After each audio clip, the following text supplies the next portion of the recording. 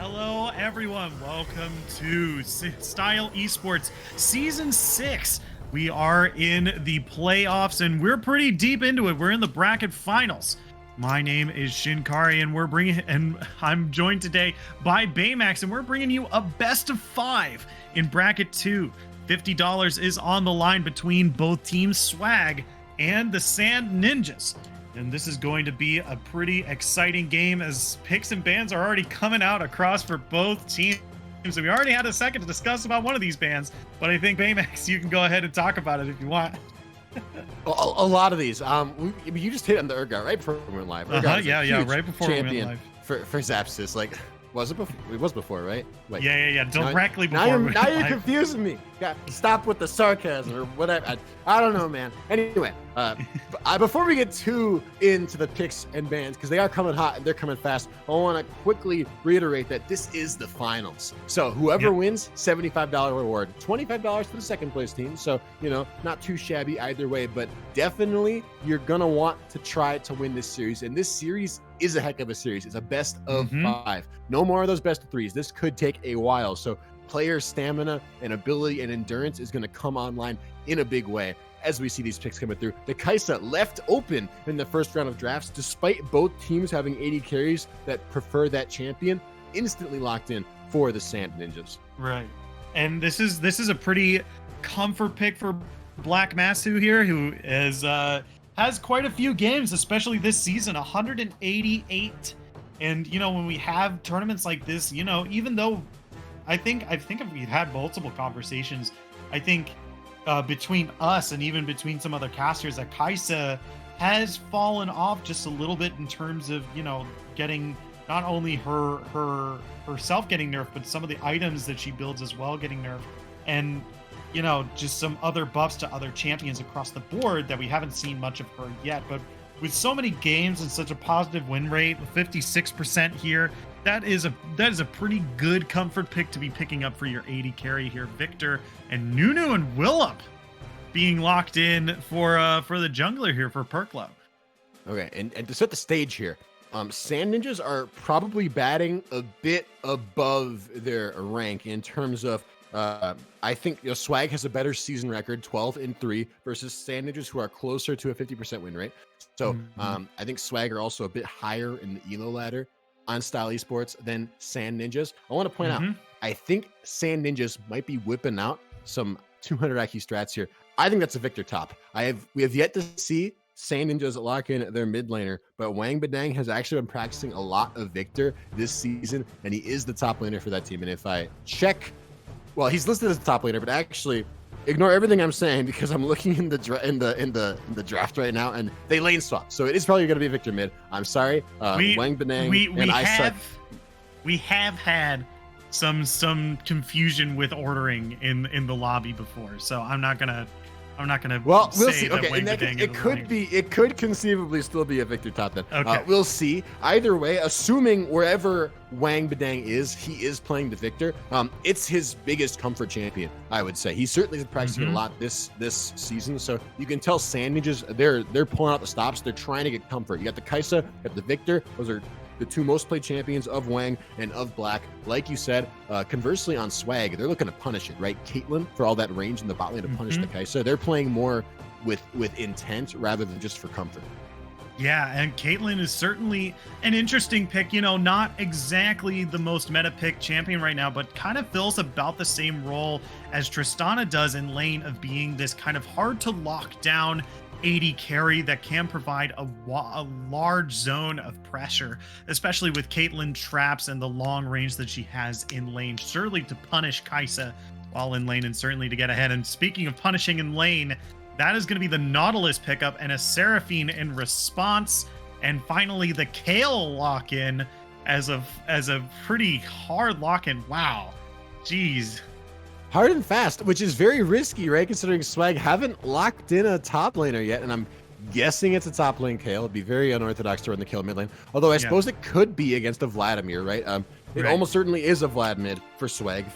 Their mid laner, a guy by the name of Fizz, he plays himself a decent amount of Vladimir, and that would be an interesting adaptation from the Sand Ninjas if they, pick the Kale mid into Vlad mid, knowing that it would be a pretty easy free matchup for the kill to scale in. Right. And that's basically really what you want to do. You want to give Kayle the safest lane possible. You want to, it's not like Nasus where you just kind of leave him upstairs and, you know, eventually he gets powerful, right? And he can build some defensives and stay in there. But Kayle, it's a lose pretty much a lot of the time. I'll say like a good 70% of the time, Kayle is just getting destroyed in lane. And it's just kind of, you want to pick something around Kayle to stem the bleeding, not to get her ahead.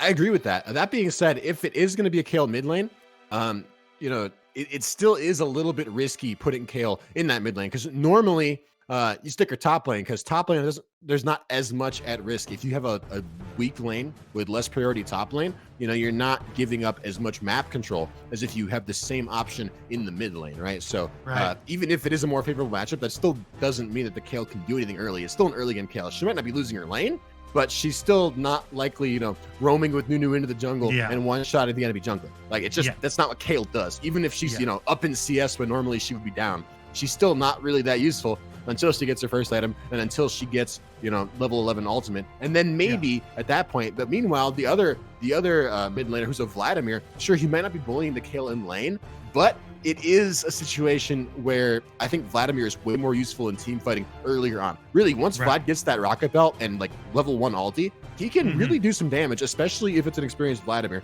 And Fizz is a pretty experienced Vladimir.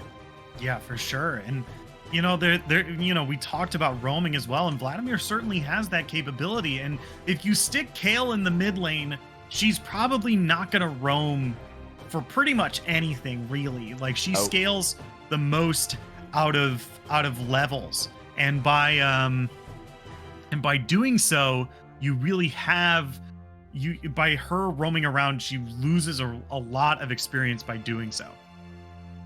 Yeah, I will say I'm pretty confident now after seeing I Suck lock in the Kayle.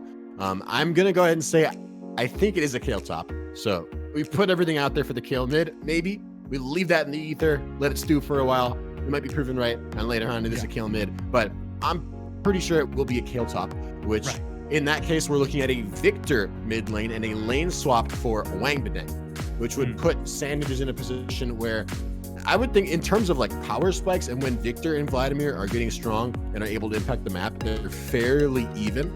I think Victor is a very strong front to back team fighter, whereas Vladimir is more flanky. And Sanders as a composition, it feels a bit weird to me, because it feels like they built a team comp that thrives in different ways. It sort of can't decide what it wants to do, right? Kai'Sa wants to go in.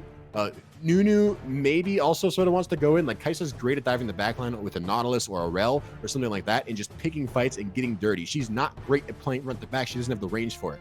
Meanwhile, on the other side, Victor and Seraphine and Kayle, they're all about playing front to back. They're all about sitting behind big fat tanks and buffing them and running around them and dodging abilities and just playing with their range. So the composition Sanders have built, it's to comfort. It feels a little bit disjointed compared to Swag, who have a strong bot lane, a mid lane, scaling AP option in the mid lane, Ornn, who will make the Caitlyn and the Vlad just stronger in the late game. I feel like Swag have a much more cohesive, obvious way to play these team fights. Yeah, and I totally agree with you that this is just a much better team comp. I adore what Swag have put together here. I think Ornn is such a great champion into any team composition that has high CC, and whenever you pick Nautilus, you immediately have high CC, considering how much tools he has in order to punish or even engage kind of champions that he hooks, or maybe they dive too deep. It's just a very versatile champion, very tanky. Ornn makes his CC just last that much longer, and you know, there are 3 frontliners, and arguably 4, considering how much health that Vladimir is able to build, for this Caitlyn here to just kind of run wild in this backline and not really get contested. And the back line is going to be the key, especially for the Sand Ninjas, right? I envision most of the damage on this team coming from Wang Badang. I think he's going to be the main carry for the Sand Ninjas. He's one of their stronger players in terms of rank. He's also the one who's potentially the biggest on a comfort pick right now. Like, he has played a significant amount of Victor so far this season. Black's got a lot of Kaisa too, but like we were talking about earlier, I'm struggling to envision a world where Black is able to get close enough to Swag to do the kind of damage that he would need to do as Kaisa to start winning these team fights. Because it is a very hard team for a Kaisa to jump into, especially without Sand Ninjas having much to facilitate that.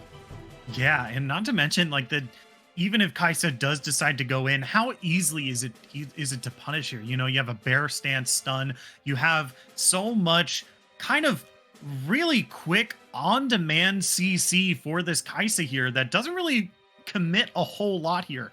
Udyr, like, maybe if he's too far away, he can't bear slap. If Nautilus is too far away, but a lot of these pieces need to fall into place in order for Kaisa to get a safe dive onto the backside here, which, you know, also doesn't have a lot of follow-up as well. Yeah, and the other problem is, you know, Kaisa likes to dive the backline and kill people, especially off of, you know, crowd control from her own team. Swag doesn't have much of a backline to kill, right? It's like, who are you going to kill? You can kill Caitlyn, maybe, even though her range is maybe far enough that she's not even going to be in engage range from anybody on your team. So she's going to be probably too far back to hit.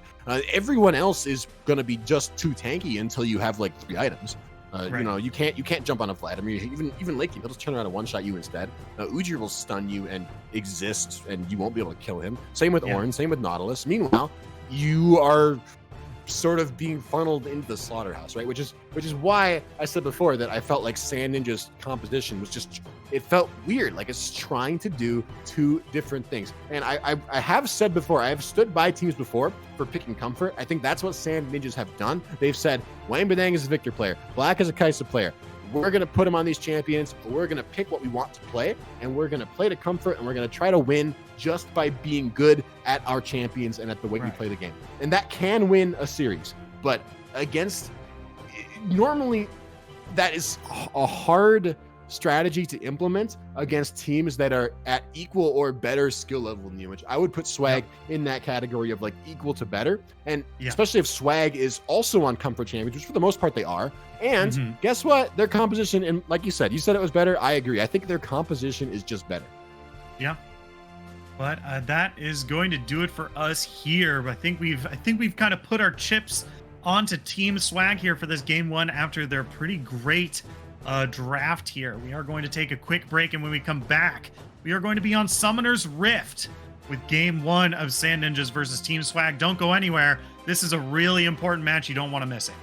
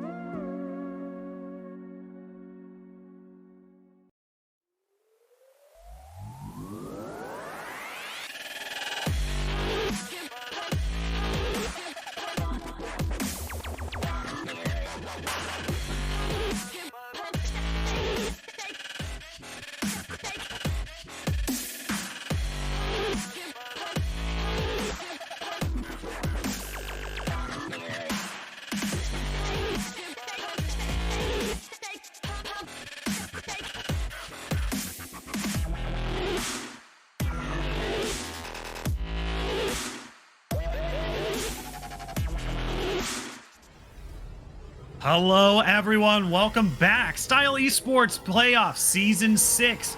We are in Bracket 2, Round 3. This is the final of the bracket. This is the finals of the bracket. $50 are on the line. Game 1 of Sand Ninjas on the blue side and Team Swag on the red. We already had a bit of time to talk about the draft, but now the lines of scrimmage have been drawn, and we got a pause. And the lines of scrimmage have been. I mean, they're still drawn, but nothing's. Yeah. They're like half drawn. Like Yeah. Vise isn't there yet, and he's not going to get there for a minute. So Yeah. we can talk a little bit more about the draft if you want. Yeah. I think we can do that. We didn't really talk about the Seraphine in Champion Select too much, but you talked about it in the break, and I want to touch on that more because I think your breakdown was correct. In fact, you wanted to go into what you said.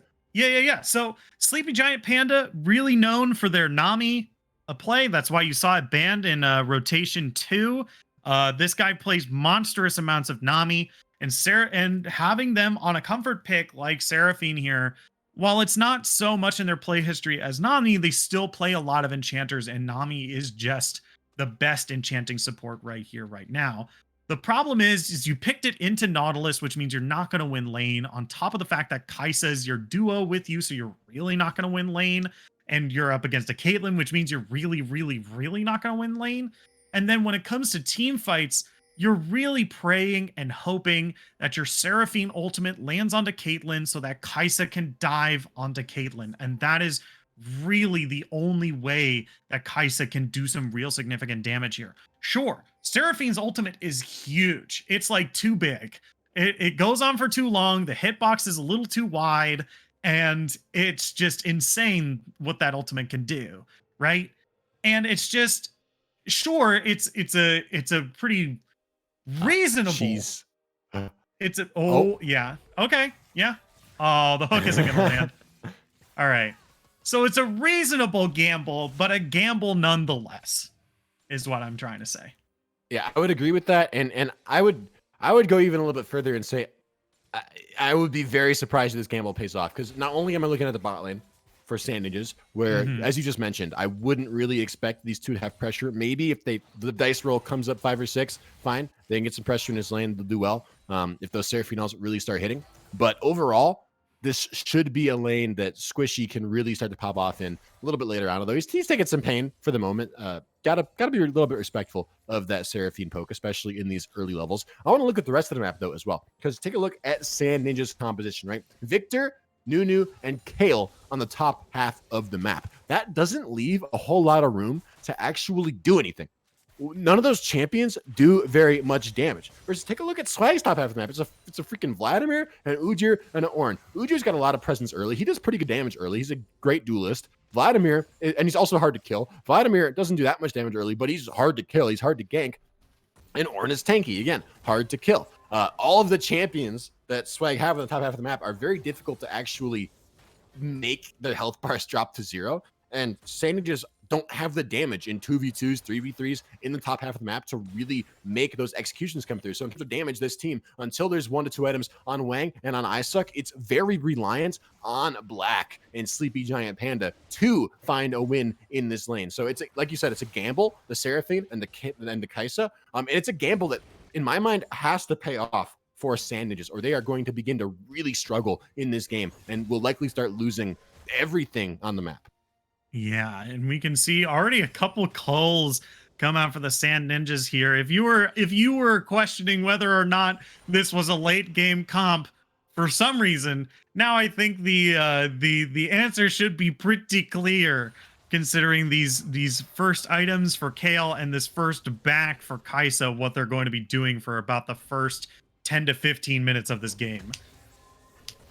Yeah, and I don't necessarily think that's a bad idea. Late game, are there ways for Sand Ninjas to win fights? Absolutely, right? Perklo is this massive fat tank who's going to be impossible to deal with, and a fed Victor and a fed Kale and even a fed Kaisa will melt almost anybody on Swag's comp.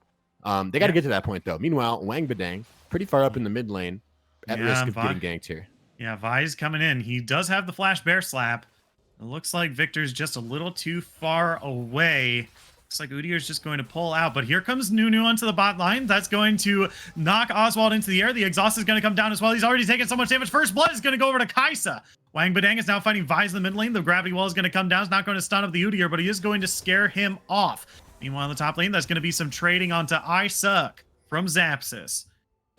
Yeah, that's come, buddy. A little bit of trading, stuff like that. Yeah, little bit of trading. What's more interesting is the bot lane plays. Well done by Perklo, taking advantage of the Halo Blades Kaisa in this early game. Black picking up a kill for himself, first kill of the game, starting to break open a gold lead in favor of the Sand Ninjas. And like we talked about, I think in my mind that shows that the Sand Ninjas are aware of their win condition, aware of their strengths in this early game, and that they're willing to play around them. Right. Black and Sleepy Giant Panda are the ones who can make things happen in this early game. We just saw them make something happen, and now Squishy's got no flash. Oswald did hold on to his flash, but that's one fewer summoner spell from Swag's bot lane to get them out of harm's way if they end up pushing up too far again. So there's a potential avenue here for Sand Ninjas to try to break open this game from the bottom side of the map. The only concern that I would have is unless Black gets really, really fed, it still will be hard for him to impact these like mid to late game fights. Yeah, for sure. I mean, you know, I think that we're just a little hesitant about this team comp just because there's so many characters that need to scale into like this late game here, and I think that's our biggest question mark here. And this first blood is definitely really promising for that fact here. I think that is a promising fact that, you know, they are going to be able to get to this late game, but you know, of course the early game still has to play out, and this Nautilus and Caitlyn still very powerful. Oh, Oswald, though, going for a dredge line, isn't going to land it, so losing a bit of his HP in response. Meanwhile, take a look at Perklo, right? He's clearing out the bottom side Scuttle Crab. He is maintaining his presence around this bottom side of the map, and Squishy and Oswald's wave is slow pushing into Black right now. So once again, in the next 30 to 60 seconds, Squishy and Oswald are going to be in a pretty bad spot. Not even that long. Here comes the snowball already. Yeah, Nunu's coming in with a snowball here. Here he comes around the corner. Is he going to find the Oswald? He might be able to find, Caitlyn instead. That's going to be a huge stun, a huge massive amounts of burst damage as well. Kaisa is going to pick up a second kill for themselves in the bottom lane. That is really, really good for this scaling composition to get a couple kills early. Yeah, and that's intense drifting from Perklo as well. I'm impressed by the way he's moving that snowball around. Yeah. He's making me rethink the Sand Ninjas composition. I'm thinking, okay, where's the damage going to come from? Well, it's going to come from Kaisa. Well, how you gonna get the Kaisa ahead? You camper early. Level 6 on the Kaisa, or close to level 6. First dragon getting picked up. Level 6 on Wang as well, who's been doing pretty well in the mid lane. Basically, bottom half of the map for now, pretty firmly in the control of Sand Ninjas. And you can see already Perklo as well, moving into Vice's bot side jungle and taking away Gromp, setting up some vision control, protecting Sleepy Giant Panda and Black, trying to protect this lead that Sand Ninjas are building. Yeah. So it's actually like turning out to be very, very well. Nunu, he's going again. He's coming. He's on a ward. Nunu, two Willem. He's on a ward. Nunu and Willem 3, Tokyo Drift. He's in the bot lane. I mean, right now he's at his Raptors, but I'm sure he'll be back. I'm sure he will be back. Yeah, he'll be back for Nunu 4. I'm not picking up something you're putting down, but you know what? That's okay. Yeah. You got the Nunu and the Willem, and then you have two Nunu, two Willem, and then you have Nunu and Willem 3, Tokyo Drift. Okay. Have you really never seen Fast and the Furious? No, I have not. Oh my god! I'm sorry. I apologize. Am I too old? Am I finally hit the too old? How old are you? Are you a boomer? Am I casting a boomer? What apparently 27 is a boomer, dude. What the hell? Oh yeah. Big time. Am I 27? I guess. I'm sorry. I didn't mean to call you out. I'm still 26. I'm still young. You whippersnappers, you Zoomers and your TikToks. Back in my day, we had Vine and we had 6 seconds and we appreciated it. I didn't mean to make you feel self-conscious about your age. I apologize. No. I'm not self-conscious. I'm just goofing. I know. Once again, Panning Yeah, back towards the Nunu. bottom side of the map, it's Perklo hanging out in this bush. And once Yeah. again, Oswald and Squishy slow pushing a wave into the danger zone. I anticipate I anticipate a bit of a flashback here. I think I've seen this movie before, and I know how it ends. Although Squishy does have his flashback up now, but Oswald, he's getting very close to a risky situation here. Yeah. It's a little risky business here. They are walking away. Oh, no. Uh-oh. That's going to be Oswald knocked up in the air, and Squishy just has to immediately walk away. Oh, no. He walked back in and tried to put a trap down, but he's going to take so much damage. He's forced to pop the heal here. I suck. Vi's finally showing up in the top lane here, not able to find a stun onto the Kale, but it looks like, oh, no. Here comes Nunu Willump onto Vladimir here. That's going to be taken so incredibly low. He's going to pull down. He's healed up just a little bit. He's trying to stay alive for as long as he can. Perkle's taking 2 turret shots here. He can't quite find the kill. Fizz can't quite do it. Burklow is still alive. He's going to be able to find the kill. That's the first kill in the mid lane here. Meanwhile, Squishy is charmed up in the bot lane. They're going to go down as well to the bot lane. This Kaisa is so incredibly strong. A double kill in the bot lane. Meanwhile, a teleport from the Ornn is going to make sure that a kill is secured in the mid lane as well. Across the map for 2 for 2, but that Kaisa is now 4-0.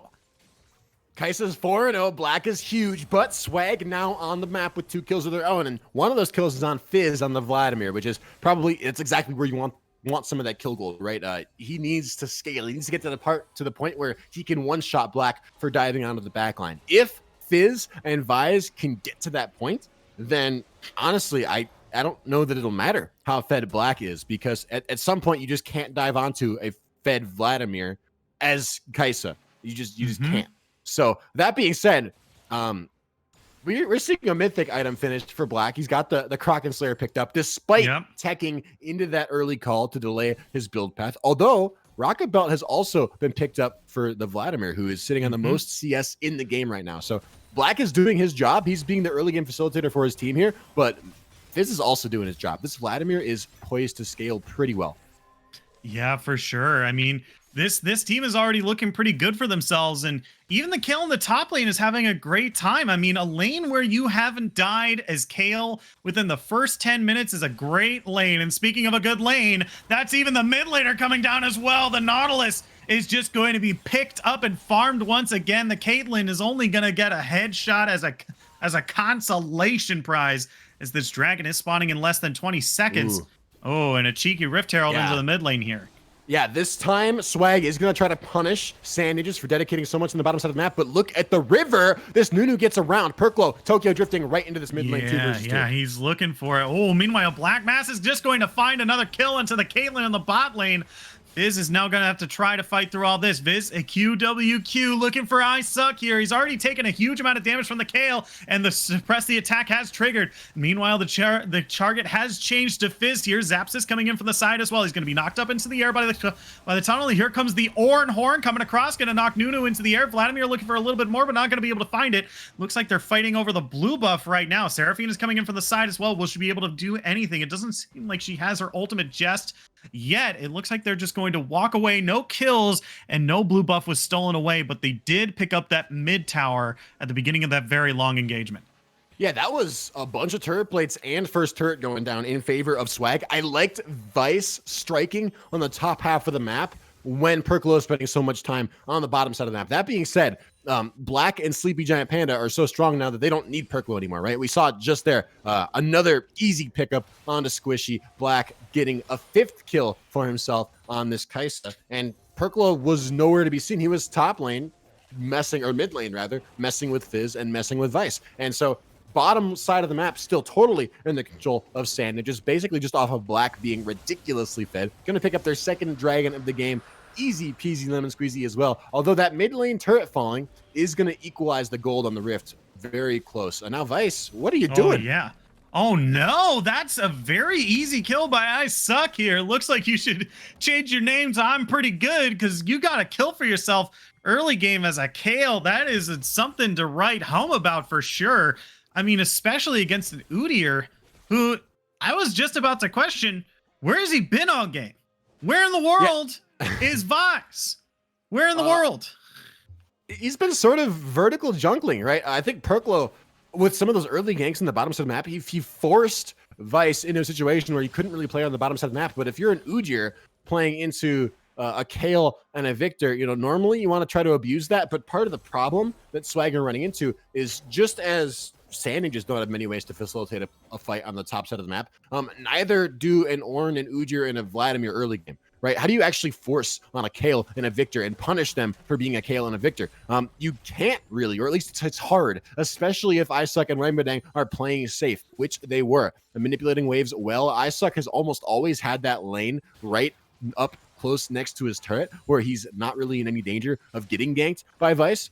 So I think Swag just haven't been playing the top half of the map exceptionally well. And that combined with how far ahead Black got as early as he got has made it so that Perklo has had total dominion to do whatever he wants over the bottom side of the jungle. And Vice has sort of been forced into a situation where he is not able to do all that much. That being said, he has farmed fairly well, and he has finally picked up his first mythic item, a Turbo Chem Tank.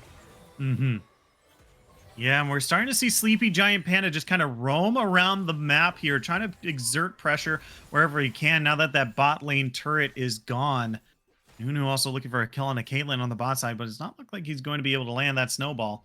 He's still Chokio drifting around. He's looking for something. He's not going to find it, though. He's just going to back away. He's fishing a little bit. He's just, every once in a while, you just gotta roll a snowball into a bush and see if anyone's there. Because if someone is there, you're gonna get a kill. So I don't hate the look, right? When you're this far ahead, especially if Kai'Sa is anywhere nearby and can show up with that with the killer instinct at a moment's notice. Sure, go for it. Launch the snowball into the bush and just again take total dominion over the bot side jungle. Oswald about a face check into a Nunu. He is gonna have the sweeper to spot Perklo out. Might have to back away from that one. So Swag restoring some control over their own bottom side jungle, but only some. They're still having a real hard time finding a foothold on the map right now.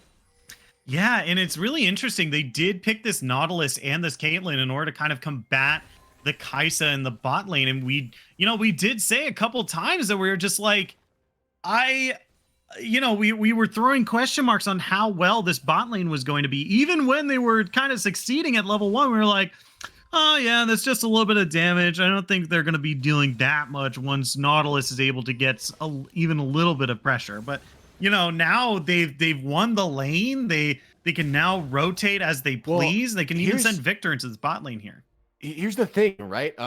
Caitlyn Nautilus can do well into Kai'Sa Seraphine. They've got to have lane pressure, and they've got to have a little bit of support from Vice on the bottom side of the map. What ended up happening was Black and Sleepy Giant Panda got ganked so many times so early by Perklo that the kill pressure in the bottom lane was insane, right? If Squishy and Oswald didn't know where Perklo was, and actually most of the time they did know where he was, and they knew he was on the bottom side of the map somewhere because Vice was topside and not seeing him, right? Like because the vertical jungle was forced so early on, that Caitlyn Nautilus lane is suddenly not allowed to pressure anymore. Because even if you win the 2v2, your jungler's not there, and theirs is. And there's a Nunu, and he can Tokyo drift on you from 10 miles away, and you're just dead. Which that happened, what we saw that happen like 2 or 3 times, right? Where Squishy, we're slow pushing a wave into Black and Sleepy Giant Panda's turret, and that if Vice was there, if Swag had bottom half of the map pressure, that would have been a perfect opportunity to start denying some CS, chunking down some turret plates, and exploiting the Caitlyn Nautilus pressure points to maybe even look for a dive and instead do what Sandages have done to Swag. But it got reversed because the vertical jungle got reversed. Perklo is playing on the bottom side of the map, and I think so much of the credit goes for him. I think the way he split the map in this early game was fantastic. It shows that he really, really understood how Sand Ninjas could get a lead in this early game. While we are on the subject of the bot lane, I do want to call something out really quickly. Sleepy Giant Panda doesn't have the KDA skin for Seraphine, so there is a clear duo flavor fail here. As the self-appointed unofficial flavor judge of Style Esports, I have to say that not having a KDA skin on your KDA bot lane actually is a big flavor lose here. Okay. I want to point something out quick. Dragon's been started up, and we might see the first 5-on-5 of the game so far. That could favor Swag. Here comes the teleport. Oh yeah, that's going to be the stun onto Vice, as well as he's dived onto the Vladimir on the backside here. Might have got zoned him out of the game. The Kale ultimate comes down a little early to stem some of the damage here. Caitlyn is already dealing a decent chunk of damage himself. Vladimir has already gone onto the backline, and Isuck is already pretty low here. The gravity wall is going to interrupt the ace in the hole. 3 members of red team and 3 members of blue are up. Caitlyn is looking for the last shot. The ace in the hole is going to come back off a cooldown. Vladimir is looking for that last inch of damage, but maybe he dove in a little too deep. He's just going to back away. Low HP. Doesn't look like the dragon is going to be scared off for both teams here. Oh no, scratch that. Red team is going right back onto it. Yeah, they got the vision control. Giant Panda's going to have to face check into a maxed Q Vladimir, but here comes a teleport from Wang Badang. You can't stay on this dragon. There's no way. Yeah, that Vladimir is very healthy. He was able to seal. They are able to pick it up, though, but now Black Mass is basically have a free reign of the team here, but this Caitlyn auto attacks are huge. Ornn has finally come to join the party, but does he have the damage in order to keep it on? It's going to be very hard to do so. The gravity well comes down. He's going to stun up both of them here, but can they finish them off? There's 2 very tanky members here. Ornn not able to find something. The Everfrost is going to come out. Oswald is stunned up. That's going to be the unstoppable from Ornn, but they're trying to kite away as best they can. The Nautilus hook is going to land, but here comes the Nunu Tokyo Drift. Can he get it? The snowball going to arrive is going to collide into the wall. That Nautilus is a-okay. That kill onto Caitlyn is going to be the only one they find after the red team is able to pick up that dragon. And at the end of the day, Dragon does go over to Swag, like you just said, but teamfight win, net 2 kills in favor of Sand Ninjas. Once again, meanwhile, top lane, ISuck, he's just chilling, getting another turret for his team, getting some more solo lane farm and experience, which is exactly where a Kayle needs to be, right? You don't really need a Kayle team fighting this early on, especially with no ultimate, and ISuck did use his ultimate the first time around, probably wouldn't have had it even if he had teleport to run back to that fight. So overall, turret going down in favor of Sand Ninjas. Dragon does get stolen away, but the gold gap for Sand Ninjas has exploded from about 2,000 to more like 3,500 at this point in the game, and the lead is compounding. Right, it's scary picking up a dragon and losing so much for it. Swag are in a rough spot right now. Yeah, for sure. And, you know, we coming into this match, we were saying like, oh yeah, like these are pretty much the favorites to win. You know, we had a lot of positive things to say. Their ELO score is a lot higher. Their record is a lot better. You know, even in terms of, I said the record is a lot high. I said the record is a lot better. The record is a lot higher. Yeah. Their ELO is higher. Their season record is a lot better. And, you know, we have a lot of I think they had a little bit of a harder time getting to this end of the tournament. And so, you know, seeing how this early game has gone down, you know, we'll have to see how this game goes in the late game. But oh no, Squishy might be caught out here. Not even the depth charge is going to be able to save you from the amount of damage that Black Mass has thrown out here. Oswald is now So I will say, it does look like Sand Ninjas are starting to run away with this game. We might see Vice try to... No, he's got no way to steal. He can't. He's got no flash. He's got no blast spot. This Baron's going to go down easy. That's going to expand the gold lead for Sand Ninjas in favor to like 6,000. I still think Swag are a favorite to win the series. And here's why, right? I think most of Sand Ninja's victories here are off the back of sort of cheesy comfort and honestly disrespect from Swag. I think Swag came out of the gate just thinking like, we have a better team comp. We don't have to think that much. We can win this game. But I think, you know, I think you take Victor away from Wang Badang. I think you take Kaisa away from Black. And I think suddenly Sand Ninja's team composition is in trouble. I think these guys are, you know, Kaisa is Black's preferred champion by 1.5 miles. Same with Victor for Wang Badang. You take these guys off the comfort champions and suddenly Sand Ninjas become way less confident in picking these early game fights. And that could potentially swing the series dramatically back in favor of Swag after, you know, the next champion select. But for now, we're in game 1, and Swag have netted a very significant lead for themselves. Yeah, 6,000 gold in their favor and a Baron buff as well. Is Black Mass gonna engage on that? He could probably do so much damage, but oh yeah, he's like 4 levels up on Oswald here. He's crazy fed. He's ridiculous. Yeah, 10, 1, and 3. This Kaisa is 219 farm. You know, we were talking about before how Vladimir was easily the most CS in the game, and now Kaisa is just so far ahead. It's insane. And when you have a comp that was supposed to win the game about now, to be honest. Oh, Fizz, are you trying to fight Black Mass right now? Ooh, Perklow? Well, this is the thing. You said it in Champ Select, right?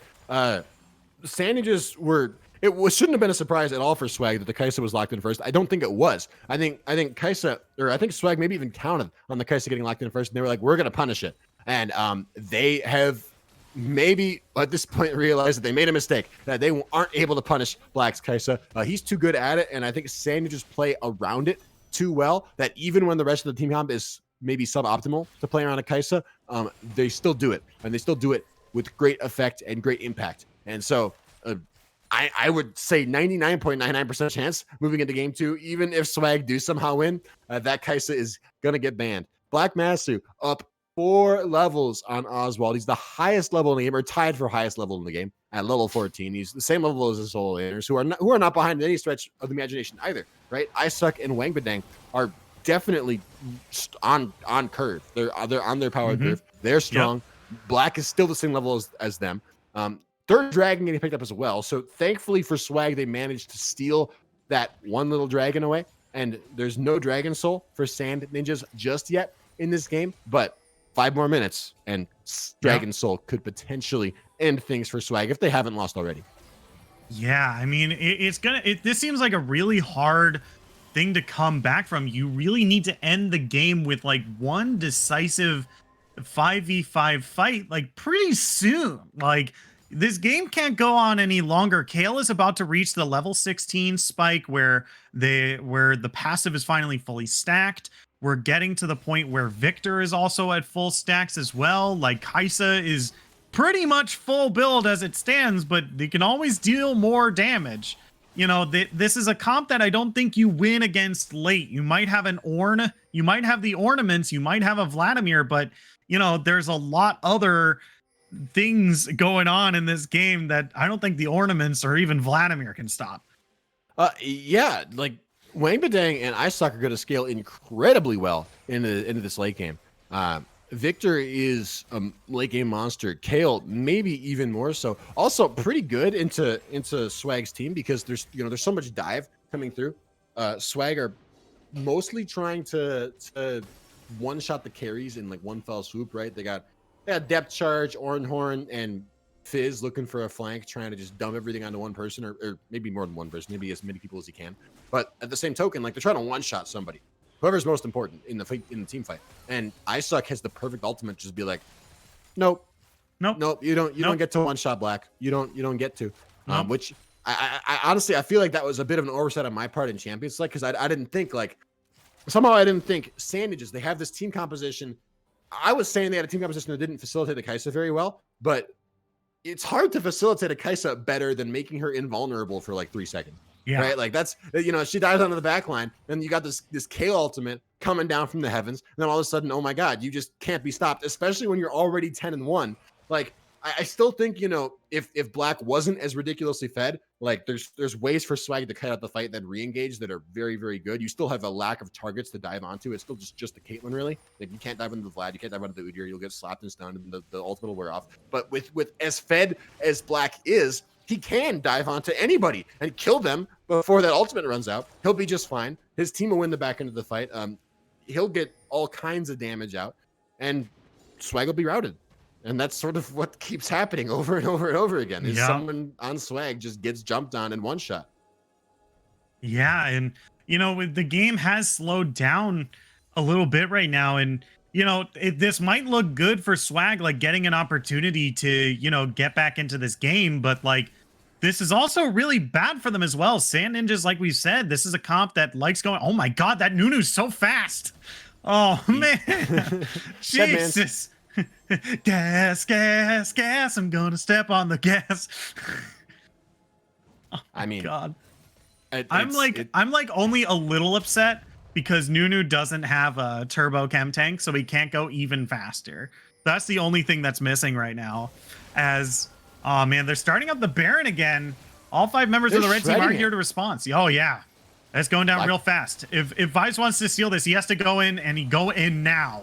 He's trying. All right, here comes the Ornhorn across. The blue team is going to be able to finish across. That's going to be a Seraphine ultimate onto the back line as well, but here comes the red team response. Oh no, the Kale is going crazy on the back line here. A double kill for the Kale here, and now they're looking for Fizz as well. The Nuni's going to flash forward, going to try to find a kill into Seraphine, but that's only going to reset the amount of gold that you're going to give to this Nunu, and that's going to be a Baron buff onto 3 members of the blue team. 3 members of the Sand Ninja now get to pump into, or 4 members rather, get to slam into this base with a Baron buff and 2 cannon minions.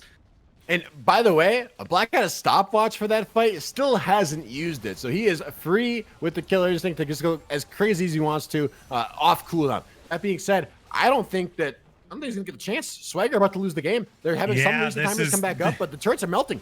Yeah, I Suck and Black Mass do so much damage. Man, the last time I heard about a Black Mass this huge, it was a black hole. And I Suck coming in here saying, I don't suck, you suck. A double kill. He's just going to pad his numbers here. And then double kill for Black Mass as well. A double kill. And they're just going to take down the Nexus here as they're trying to take down Fizz. And that's going to be the first game going over to the Sand Ninja. Dominating, right? 22-6. I don't know about you. I mean, I do know about you, actually. You didn't expect this. I didn't expect this either. Yeah. That is a dramatic difference from how I expected that game to go. Now, honestly, I feel like, one, I don't know if I gave enough credit to Sand Ninjas for playing to their comfort picks. I think Black especially, and about Wang as well, and Sleepy Giant Panda all did quite well. I also think Perklo deserves an insane amount of credit. Like, more credit than anybody else for the way that he split the map in that early game and just camped the living daylights out of Squishy and Oswald. I love to see that, and I can't wait until we get to see what happens in game 2, because I think I have to assume Swag are going to ban the Kai'Sa away, and what I'm looking towards now is, all right, Sand Ninjas, can you perform like that? Can you pick a win condition and stick to it and execute when you're on champions that you're less comfortable on? Because I'm sure that that's what Swag are going to make you, that's the position they're going to put you in heading into this game too. Yeah, it's going to be a really tough game. Swag is going to have to change a lot if they want to come out victorious in this second match and move this on to maybe a game 4 perhaps later on in the series. But with that, we are going to take a quick break, and when we come back, we are going to be in Champ Select or Sand Ninjas versus Team Swag. Don't go anywhere. This is a match to watch.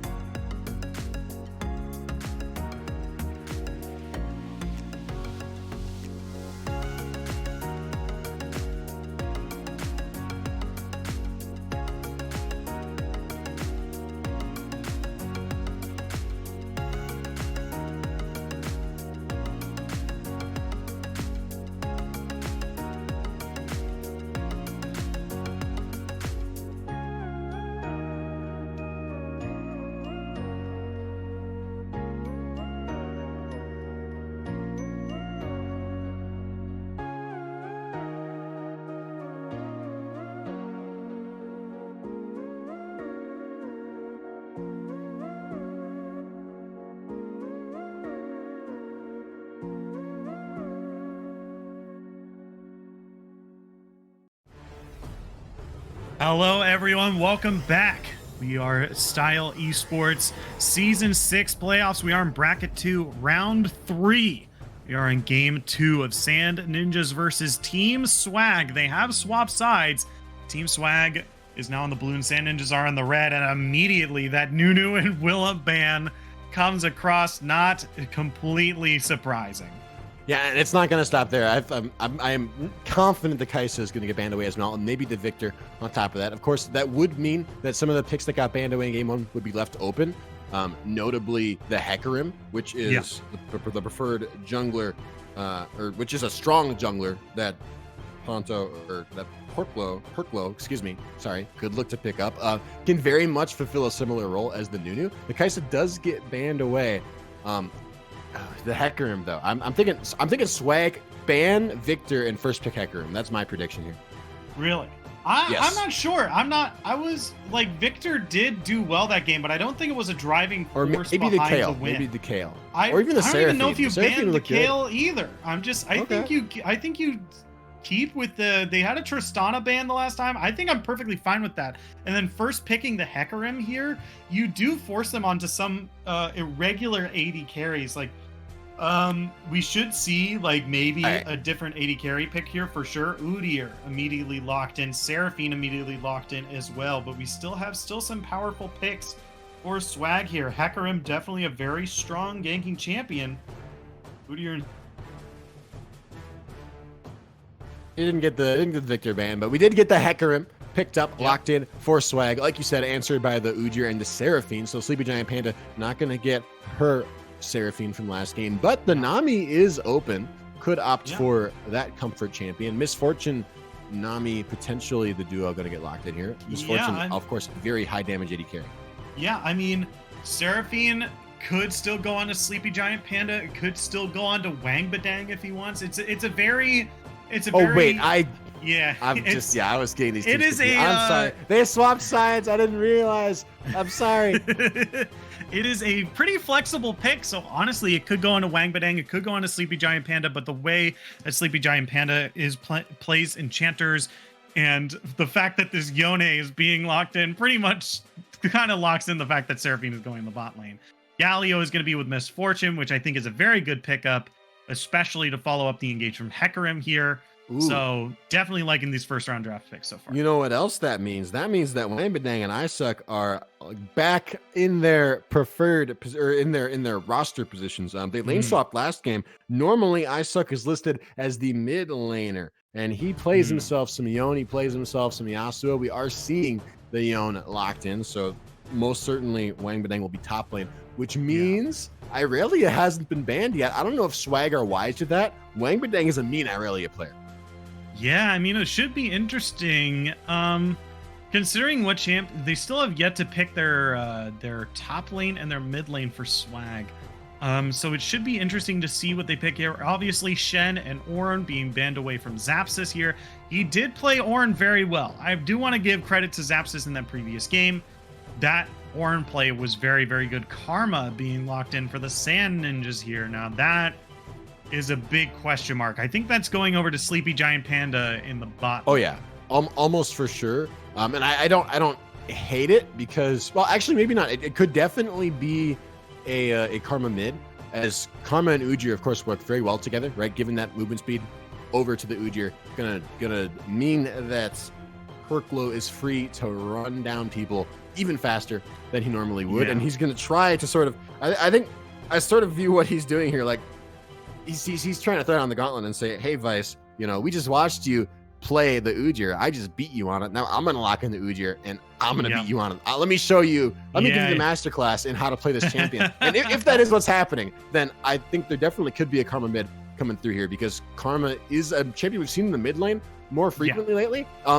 More often with the Hecarim, right? Karma Hecarim go quite well together, but a very similar concept with the Udyr. You're still giving more movement speed to a champion whose biggest weakness is having to get in melee range of somebody. Yeah. And this Aatrox hover and lock in is going to be the top laner for the Sand Ninjas here, and a pretty powerful pick, I'd say, especially up against the Malphite here, who does have this kind of cheeky outrange against the Malphite, even though Malphite does just stack armor over and over. I think this Aatrox versus Malphite lane should be pretty interesting. I also want to comment really quickly on the Diana in the mid lane. Can be very, very powerful. I think against the opposing team that is mostly melee, I think this is going to be interesting. But I think wait a minute, if we can hold on a minute, because I don't think we talked about it. there's not really an AD carry here locked in for the Sand Ninjas. I think that's a Seraphine Karma bot lane. You know, you could be right about that. In which case, I think it's Seraphine that would probably Karma make the most sense. That does leave Sand Ninjas relatively short on magic damage.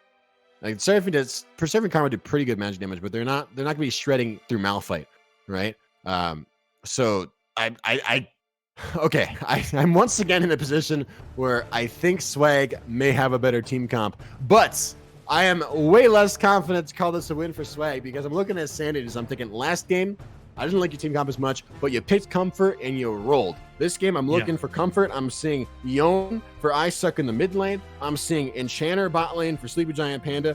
I'm a little bit weirded out by Black because, normally he's the Kai'Sa guy. He's the AD carry guy. He's going in, right? He's going forward. That's why they banned the Kai'Sa. That's why they banned Tristana. That's why they banned the Jhin. Heavy damage in the early game, looking to be a playmaker.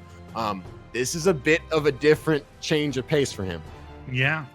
I mean, it should be interesting to see. I mean, we still don't know where. I mean, I think a lot of things are up in the air here just because of how flexible Seraphine, Yone, and Karma are. We could even see a Yone go into the bot lane with either Seraphine or Karma. And we could see a Karma and Seraphine bot lane, and we could see, there's just 3 possible bot lanes that could be happening here. There's a lot of things that could be happening. Maybe we should wait until the game actually starts to get too crazy. One thing I am confident of is wherever these guys end up going, I Suck is the one who's going to be playing the Yone. He plays it a lot. So it could be play at mid, he could play at top. We've seen it both places before. Whatever happens, it'll happen. Let's talk a little bit more about Swag's team count because we haven't touched on it too much yet. Specifically, I want to talk about the Galio and the Malphite and the tank front line that Swag have built. I honestly feel like it deals with Sand Ninja's composition quite well. I think Malphite is an excellent answer to most of Sand Ninja's damage being AD damage, especially in the form of Yone and Aatrox, right? Who's going to kill a big fat tank? Karma and Seraphine do great magic damage. They do okay magic damage. They do good poke. They're good siege. They're not going to chew through a full armor Malphite in an extended team fight. Like, it'll take forever. It'll take forever, even if Malphite hasn't built much magic resist. Versus on the flip side, Galio, super good into all the short range champions that Sand Ninjas have drafted, right? But Ujir, Yone, Aatrox, they've all got to get close, but they don't really want to stay that way. Galio is good at making them stay that way, right? You get close, you get knocked up, you get stunned for 10 years by a taunt, and you get murdered by all of the rest of the damage coming through from Swag. And Swag have drafted a high damage composition, right? Misfortune, Hecarim, Diana, that's a ton of DPS in the early to mid game.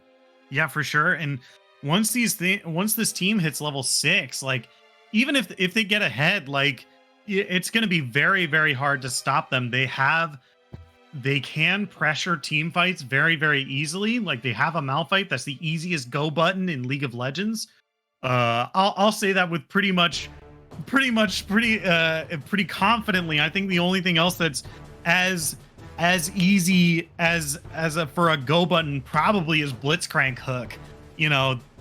You can immediately pressure a team fight with that unstoppable force, and it's just something that the Sand Ninjas need to be constantly wary of if they fall behind early.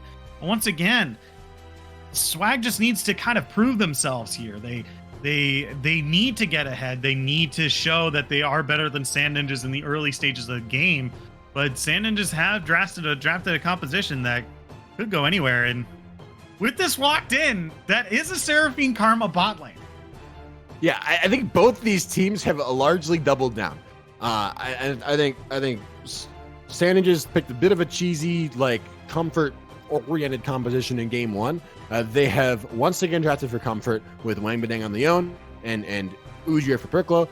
They're going Karma Seraphine bot. That's comfort for Sleepy Giant Panda. I don't know about Black. Maybe a little bit less comfort for him, but so that's a red flag for me is how this Seraphine bot is going to do for the Sand Ninjas. But overall, taking a look at what Swag have done, right? They banned the Kai'Sa, they banned the Nunu. Those were 2 of the biggest problems. I would say unequivocally the 2 biggest problems in game 1 for Swag. So those have been taken away. In addition, Swag have upped their early game priority by a lot. They have way more ways to make things happen in that early game. So I think, Swag have sort of read Sand Ninjas. Sand Ninjas told them in the early game of that last match, they said, "Hey, we're ready to come out of the gate swinging. We want to fight. We want to get down and dirty with you." And Swag have said, "Okay, we're hip to that. Let's do that. Let's get down and dirty. Let's fight in the early to mid game, because I think we're gonna get down to your level here, and we're gonna get in the mud, and we're gonna beat you at your own game." Yeah. And, with that, we are going to take just a quick break. But when we come back, we are going to be on the Rift with Game 2 of Sand Ninjas versus Team Swag. Don't go anywhere. This is a really important match, and you don't want to miss it.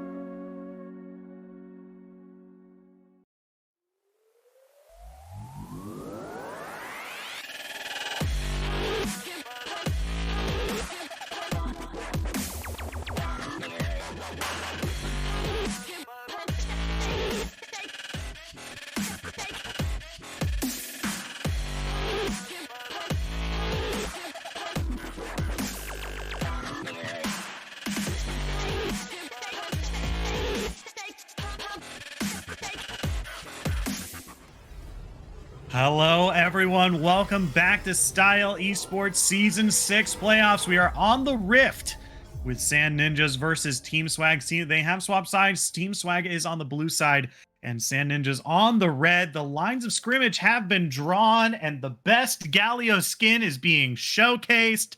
Let's go, Birdio. Let's go game 2. Yeah. So I am all down for the Birdio. I will say I'm putting a little more hype on the game 2 because the result of game 1 was not what I was anticipating, right? Sand Ninjas, pretty easy 1-0 up over Swag, which in my mind, coming into this series, Sand Ninjas were definitely the underdogs for a couple of reasons. A little bit of a worse season record, a little bit of worse ELO ratings across players. So to see Sand Ninjas come out swinging so hard in game number 1, that puts a big old smile on my face. I want to see if they can keep doing it. I want to see what this roster can do. They've picked a bit of a wonky team composition. They got the Ignite Diana mid, which is, a little bit kooky, a little bit not meta. But you know what? It does damage. It has the element of surprise, right? You're not used to laning against Dianas. You don't see them every day. So I'm excited to see what Fizz can do in the Diana. I also am really looking towards Squishy and Oswald to find out what they can do with this bottom lane. Because, oh my God, Oswald took Ignite on the Galio. Yeah. Abuse the Seraphine Karma. Do it. I want to see it. Here comes the Bush Cheese. Yeah, they're already going to come in. Okay, there's the taunt already. Squishy's going to deal a decent chunk of damage. Oswald's going to get a lot in return here. I mean, this is basically what you have to be doing against a double AP comp early. You want to be abusing the fact that Misfortune is just going to be out damaging them in the early game. Now looking back towards the mid lane, Fizz taking a pretty good trade on Wang Badang. And we talked about this a little bit in draft, but I want to highlight it again. I expect to see Swag making a lot more proactive moves in this early to mid game than they did in game 1. The entire map has such great engage potential, right? There's so much priority everywhere. Oswald can pick a fight in the bot lane. We saw him going once again, burn heal and flash out of Sleepy and Black, or not heal and flash, heal and cleanse out of Sleepy and Black. Mid lane, Fizz does a ton of damage on the Diana pick. The 2v2 with the Hecarim is pretty strong. That's a strong 2 versus 2. Top lane is the only thing where it's sort of this Malphite who can't do much early, but he can look to roam. Oh my God! Fizz, what are you doing? Fizz is able to find the first blood onto Wang Badang. That is pretty huge. Diana is usually a character that wants to get to level 6 as fast as possible so that they can really get ahead, but you really got to be question mark pinging Wang Badang if you're on teams. If you're on Team Sand Ninjas, what were you doing there, bud? Yeah, Sand Ninja's win condition last game was comfort, and Wang Badang is on his comfort pick. So to see him mess up like that is not encouraging at all. Although Zaps is in trouble top lane. Yeah, and it looks like Sleepy Giant Panda's in some trouble in the bot lane, taking a lot of punishment and Ignite as well. Hecarim is coming in from the side. They might support this gank. The red team is pushed pretty far up forward. They haven't started just yet. They engage.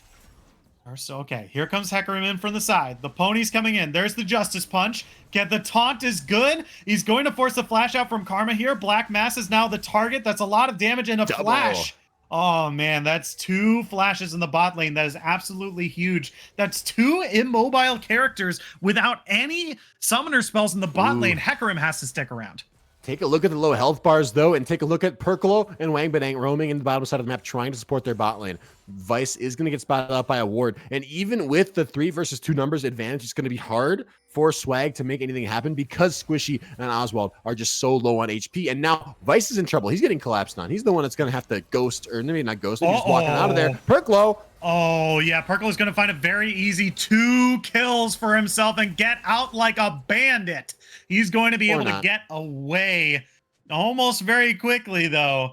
He's going to be as good. Kill's going to go over to Fizz, but wow, what a misstep by the bot lane. They're giving 2 kills over to the Udyr. If I was telling you to question mark ping Yone earlier, I'm probably going to have to ask you to question mark ping that bot lane.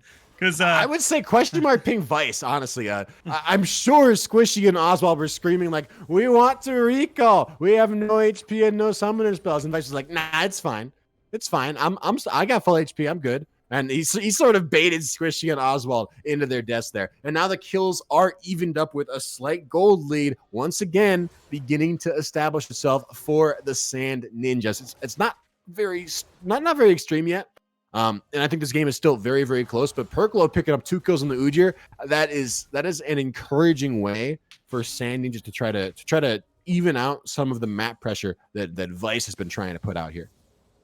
Yeah, for sure. I mean, Vice really needs to do a really really good job here of making sure that Udyr can't really show up in lane, and it's going to be up to him to kind of just be ahead here. Okay, Oswald going in here. That's going to be a Justice Punch. The taunt is good. Black Mass is taken incredibly low here. Squishy going to be slowed up here. Not going to be able to do any follow-up damage. Return. The trade is pretty even. So it looks like they're just going to back away and reset for now. Pretty even so far. Worth mentioning is that the only lane that has any real like one-shot potential is Squishy and Oswald. So if Squishy and Oswald can go for even trades at this point of the game, it does probably favor them, because they're going to have that kill threat that Black and Sleepy Giant Panda just won't really have by themselves in this 2 versus 2. The even trades are generally going to favor Squishy for that reason. Although that being said, that only matters if you can turn that poke damage into anything. But the problem is Black is on Seraphine, who does have heal and sustain. So it's all about how quick you can transition that poke into something, because otherwise Black is just going to heal up with his Seraphine abilities and Seraphine healing, and then you're just going to sort of be down HP, which is kind of what happened here. Yep.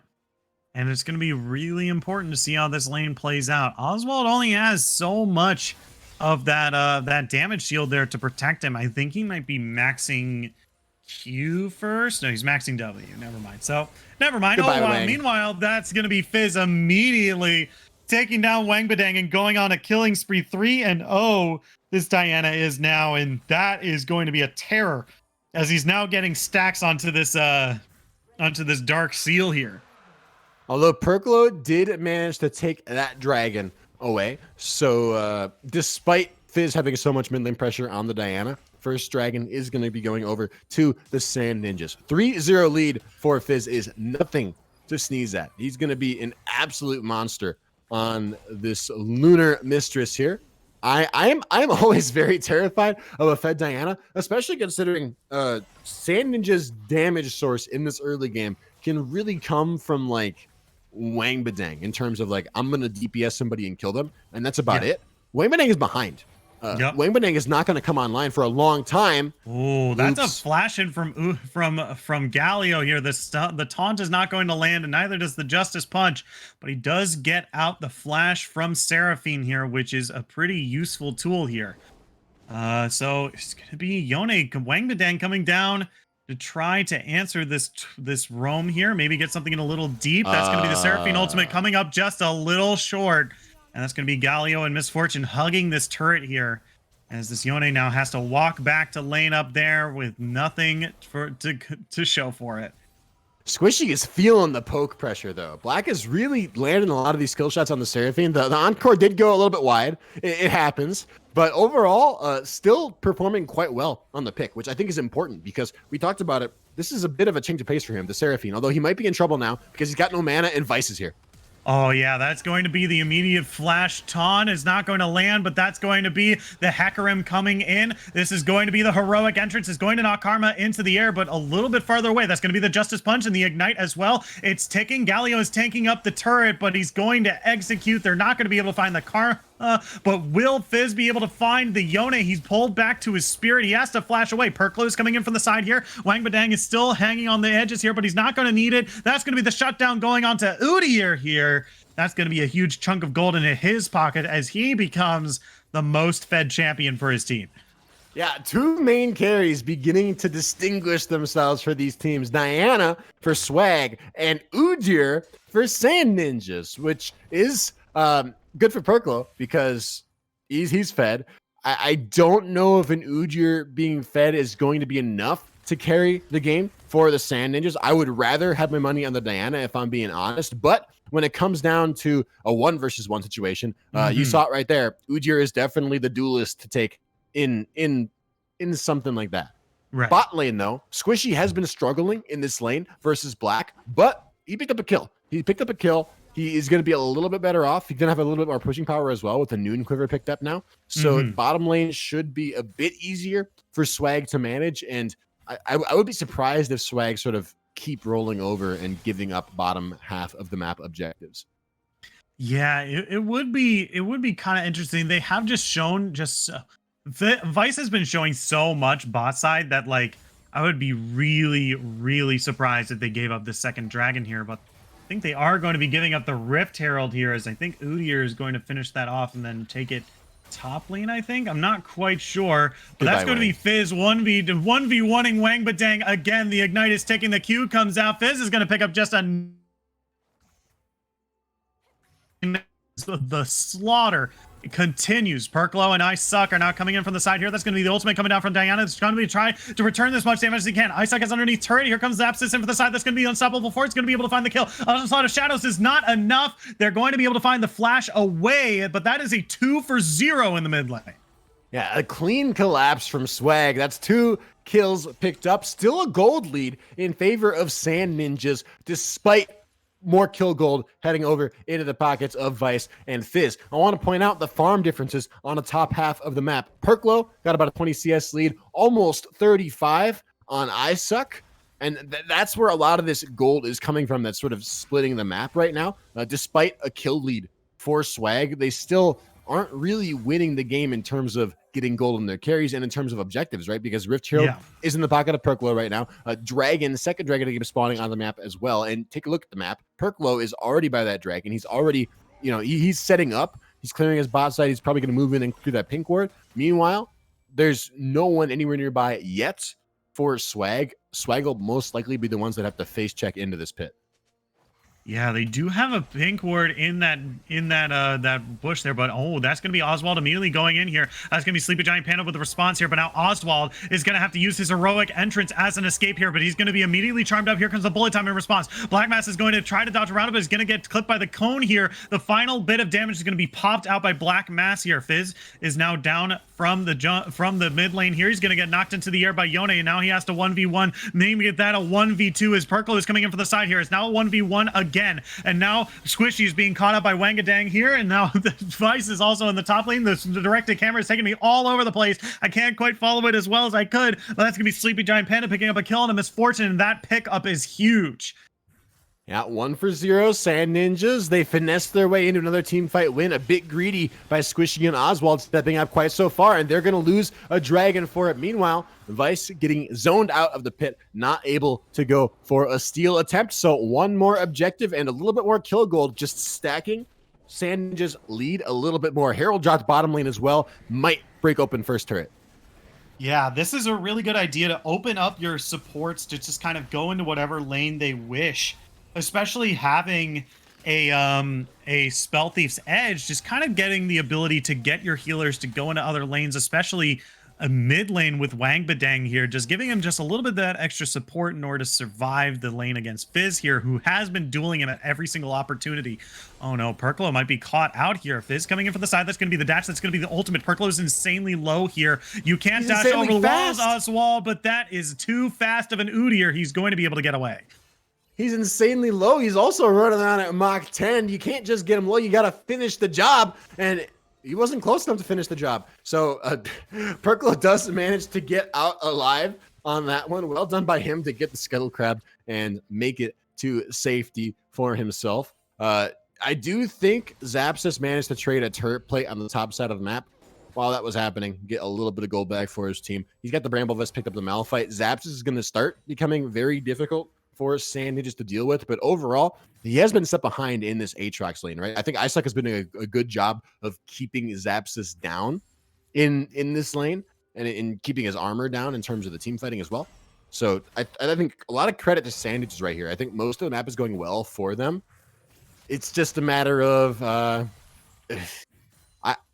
in my minds, the biggest problem for Swag right now is all of their lead was pretty much on Fizz, and he's really struggling to have an impact in a lot of these fights now. Yeah, and that might also be because like there's just so much just healing coming across. The double Moonstone Renewer is now finished for these bot lane enchanters here, so they're going to be very hard to kill, especially if we don't see grievous wounds pretty much immediately. Like, it's going to be stop what you're doing, build an Oblivion Orb, build an Executioner's Calling, whatever you need to, in order to turn off the healing. This is going to be pretty huge. This is going to be the taunt from Oswald here, but Perklo is waiting in the wings here. The snare is not going to land on a Karma, but Diana is waiting in the wings. It's going to be a 3v3. Squishy, Perklo what just are you waiting doing? a little bit longer. Okay, Squishy's going to get stunned up here. He's going to get the smite as well. Black Mask is going to be the target here, but oh my gosh, that's so much damage from the Diana here. She's going to get charmed up though. Oswald as well is going to dive on the Sleepy Giant Panda, but she's getting kited as best they can. They can't get close. That's going to be Team Swag picking up the kills over Sand Ninjas. 3 for 0 in the bot lane. Swag are getting shut down so hard. All of their lead is on Fizz, and he is getting kited back and forth. Now Vice trying to hold on to this mid lane turret. 1v2ing Isuk and Wang under his own turret. Might actually get dove. Oh, yeah, that's the Yone ultimate, but he's going to... Oh, no, Aatrox is going to go down to the Hecarim there. He's going to be tanking turret, and then immediately feel the pain as he gets taken down here. Squishy now forced to come to the mid lane here. Perklo and Sleepy Giant Panda waiting in the wings here. This could be a pretty fast dude here if Karma decides to ultimate E here. Let's go. Okay, there's the shield. There's the flash. There's the bear stun. Here comes the Yone. There's the damage. They can't find the bullet time either. They can't find the taunt either. Zapsis is now coming in. Here comes the horse. Here comes the unstoppable force. There's the damage. They're going to find 2 kills now. Vice is looking for more, though. He doesn't have that onslaught of shadows. Can the ghost be able to catch up to this bear? This man in a bear costume looks like he's just going to dash away, and they're going to pick up a Rift Herald for themselves. 2 for 1. Sand Ninjas overstay their welcome a little bit, but at the end of the day, that's still 2 turrets. 2 turrets getting knocked down from the Sand Ninjas, almost breaking open that mid lane inner as well. And all they're losing for it is basically 1 kill and a second Herald, which second Herald doesn't matter that much. Mid lane turret as well getting picked up. So in terms of objectives in the map, I guess a fairly even trade. A turret versus 2 turrets and a Rift Herald. So at the end of the day, still a pretty close game, but Sand Ninjas continuing to expand their lead little by little. About 2,500 gold now separating these teams. And guess what? Infernal Dragon is spawning in 20 seconds. The first 2 dragons were quickly and easily picked up by Sand Ninjas, largely off of Perklo just sort of running in, knowing where Vice is, and taking Dragon while Vice isn't there. That's basically what's happened. So now we're looking at 3rd dragon of the game, the beginning of an Infernal Soul. I think an Infernal Soul could absolutely win the game for whichever team picks it up. And right now, Sand Ninjas are not looking like they want to give this dragon up. These team fights here over these dragon pit, these are the fights that make or break a game. And vision control is in the hands of Sand Ninjas. Although there is a flank coming through from Fizz, this could be the collapse that's needed by Swag. Yeah, he's going to use the Hextech to dive in here. The blue team has some of the Rift Herald, and now that's the heroic entrance. That's so much damage from the MF. That's 3 members down almost immediately. Wang Badang is now the only member left. He's going to dash in, try to find something for himself, maybe kill Squishy. Perklo's now coming in from the side. He's looking for the steal, but they're going to dodge him out. They're going to curse him out as much as possible. He's going to run away. Oh, no. That is just so much damage. That is such a huge win for Team Swag here. Yeah, that was the team fight that Swag needed to stay in this game. The gold lead is still a little in favor of Sand Ninjas, but it is swinging back quick. Dragon picked up for Swag. Mid lane, outer turret as well. Perklo trying to hold on to this inner one. He's going to find some damage onto Oswald. Might look for a kill of his own. He's very speedy. That Galio's not getting away. Oh, Perklo might have gotten a little too greedy. Okay, here comes I Suck and Sleepy Giant Panda in from the side here. He's going to do as much damage as he possibly can, but he's going to fall to the Aatrox here. They're still looking for the kill on Oswald. He's going to finally get away. Back to back. One going on to Udyr, the other one going on to Diana. Kills everywhere. 14 kills to 11. We are almost at 2 kills per minute in this game. We're getting up there, and not quite actually. That's a bit of an exaggeration, but we're getting kills. All right, there's fighting happening, and it feels like the fighting is getting more intense and more rapid, more vengeful as this game goes on. Right, instantly off resets. Perklo and Wang Badang and Isuk just sort of running it down and being like, we are going to pick a fight. We're going to punish you guys for being overextended. A nice flash from Oswald bought him some time. Overall, I think that was, a 2 for 2 at the end of the day. More fighting, more dying. Now the gold has all but evened between these teams. Sand Ninjas Yeah. are still desperately clinging to a 500 gold lead. I don't know if they're going to be able to hold on to it. Baron is spawned onto the Rift. Dragon Soul now seems like a distant sort of dream for both of these teams. And this game is suddenly looking like it might take a pretty long time to finally come to a head. Yeah, and not to mention, I don't think that they're looking at that team Sand Ninjas. The Sand Ninjas are looking for any sort of 5v5 team fighting anymore. I think they've kind of seen just how much damage this Misfortune can do and how much anti-healing that Team Swag has here. It's going to be very hard for them to open 5v5 team fights, which is why they're probably looking for these kind of vengeful skirmishes back and forth, like you said. Yeah, the wombo from Swag is nuts, right? We saw it full display in that last fight. We saw the flank come through from Fizz, followed by the hero's entrance, followed by the bullet time, and that was like all of the carries of Sanya just caught out and executed in one fell swoop to about 1 billion AoE damage. Realistically, though, I think Sand Ninjas can construct team fights in ways where that doesn't happen. Right, you gotta be mindful of the Diana flank. If you know where Fizz is, you can walk up as 5 and make sure those dives aren't there. But there are so many ways for Swag to initiate a fight, right? It's not just Fizz on a flank with the hero's entrance. You got Vice running in at Mach 10. You got Zapsis with the Unstoppable Force. You mentioned it in draft. That is like the easiest, most brain-dead way to force the start of a fight. So this is like these team fights over dragons, over barons in places that don't have great vision. Maybe not a lot of, excuse me, I'm getting too excited. Maybe not a lot of knowledge for either team. This is the ideal skirmishing environment for Swag, who are trying to jump on a squishy, one-shot him, and then win the back end of the fight. And that is exactly how they played that last dragon fight. They're going to look to keep doing it, but maybe Sand Ninjas will be a little bit wiser about their vision control and about flanking positions moving into the next couple team fights, because they did just get punished so hard by that flank from Fizz. Yeah, and it looks like, ooh, they might have found out Black Mass here. That's going to be the knockup. That's going to be the taunt is good as well. They might look to knock him back, and they're going to find the Karma as well. Here comes the bullet time. The stun is going to come across the Charm as well. But where is the damage? They really can't find it here. They're just trying to peel away, as a lot of tools was just used by the Team Swag, and nothing was found. Perklo is dueling on the side here, but Fizz is just running rampant on the healers here. He's going to be able to take down the two ladies in the bot lane. Meanwhile, Perklo is trying to take down Squishy and trying to duel Vice in the middle of it. He's so fast. Can he get away? Malphite is looking for the ultimate. They're chasing so hard. Oh my god, this is going to the ends of the earth. Can Vice gain the kill? He's going to get on a killing spree. That's going to be the unstoppable force. They're going to be able to find the kill onto Aatrox as well. 4 for nothing, or what was that? 4 for nothing? Pretty sure that was a 4 for nothing.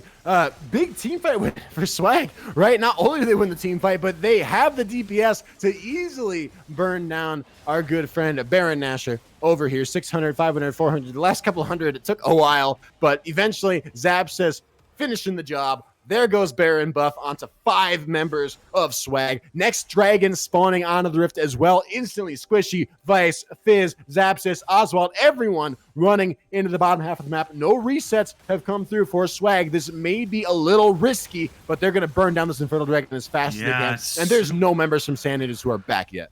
Yeah, Super Smash Brothers Ultimate. Everyone's here. Everyone's powerful. You have to watch out for this 2 Infernal Drake team that has finally gotten ahead. I say this a lot whenever we're in other games. Infernal Drake is such a good dragon to have when you're ahead. Having those additional stats means that you can finish team fights a lot sooner. And this is starting to look like a game where Team Swag could very realistically get an Infernal Drake soul off of having 4 Infernal Dragons, which could be insane. Yeah, and keep in mind, Swag were down 4,000 gold, like 5-10 minutes ago, which was a very significant amount of gold to be down, but they have regained all of that and more, boasting about a 2,500 gold lead for themselves now. And like you said, 2 Infernal Dragons to their name. That means 35 minutes into this game, we could very well be seeing an Infernal Soul for Swag if the game even makes it that far. But I don't know if it will, frankly, because the team fights around these objectives have been more decisive than the objectives themselves in the terms of Swag have been able to execute to their win condition in all of these fights, right? They are in their wheelhouse when they're fighting in the jungle, when they're picking fights and diving forward, and they got Vice and Fizz and Zaps just going in, setting up for the bullet time, setting up for the hero's entrance. Like the Wombo combo is coming through in a big way. Sleepy Giant Panda, the next recipient. Oh my God, immediately deleted, and now they're looking for the Seraphine as well. That's going to be the flash. That's going to be the taunt. The ultimate comes across, but will it save them? That's going to be the knock-up as well. He's taken airborne. He's taken so incredibly low. They're going to be the onslaught shadows in order to avoid the chains, and now the target is Perklo and I Suck. They're going to take a huge amount of damage from this bullet time here. I Suck is now incredibly low, and Perklo is running for his life. That's going to be a 2-for-0 here in favor of the blue team. Ooh, Perklo might have found himself a Galio. Here comes, oh no, there's the Diana. That's a huge amount of damage. Perkle, you can't run from this one. That's going to be a 4-for-0. 4-for-0 for the second time in this game, or maybe even the third time. I'm losing track. That's how many team fights Swag are decisively winning. There's only Sleepy Giant Panda who's respawned, and I Suck who has been left alive from that last team fight. Now mid lane inhibitor broken open, mid lane inhibitor broken open. Swag are looking to take us to a 1-1 series, and Shinkari, I gotta be honest, before game one, I thought that it was going to be probably a 3-0 in favor of Swag. After game one, and especially after the first 10 to 15 minutes of this game, I was thinking maybe I was right about the 3-0 and wrong about the team. Maybe it'll be a 3-0 for Sand Ninjas. But now Swag bringing back game two, and we're seeing a potentially a win here for Swag. It certainly looks that way. It's beginning to look that way. They have an undeniable lead here. We got a series on our hands.